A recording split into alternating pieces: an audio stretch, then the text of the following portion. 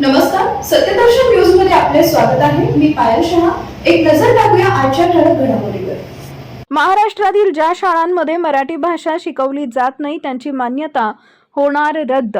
महाराष्ट्रातील ज्या शाळांमध्ये मराठी भाषा शिकवली जात नाही अशा संस्थांवर कठोर कारवाई केली जाणार आहे, अशी महत्त्वपूर्ण घोषणा शालेय शिक्षण मंत्री दादा भुसे यांनी आज विधानसभेत केली आहे.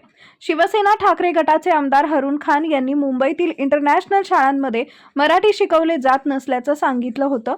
यावर मंत्री दादा भुसे यांनी उत्तर दिलंय. राज्यातील प्रत्येक शाळेत मराठी भाषा शिकवणं बंधनकारक आहे. या कायद्याचं उल्लंघन करणाऱ्या शाळांची गय केली जाणार नाही. आगामी शैक्षणिक वर्षात अशा शाळांची पुन्हा तपासणी केली जाईल, तसेच दोषी संस्थांवर कडक कारवाई होईल, असं दादा भुसे यांनी म्हटलंय. यावेळी आमदार मनीषा चौधरी, योगेश सागर आणि विक्रम पाचपुते यांनी खासगी पूर्व माध्यमिक शाळांच्या नियमनाचा मुद्दा विधानसभेत उपस्थित केला. अनेक खासगी प्री प्रायमरी शाळांच्या फीवर कोणतेही नियंत्रण नसल्याचं पाहायला मिळतंय. तसेच या शाळेत प्रवेशावेळी पालकांचे आणि मुलांचे इंटरव्ह्यू घेतले जात असल्याची बाब या आमदारांनी निदर्शनास आणून दिली. याचीही शिक्षण मंत्री दादा भुसे यांनी नोंद घेतली आहे.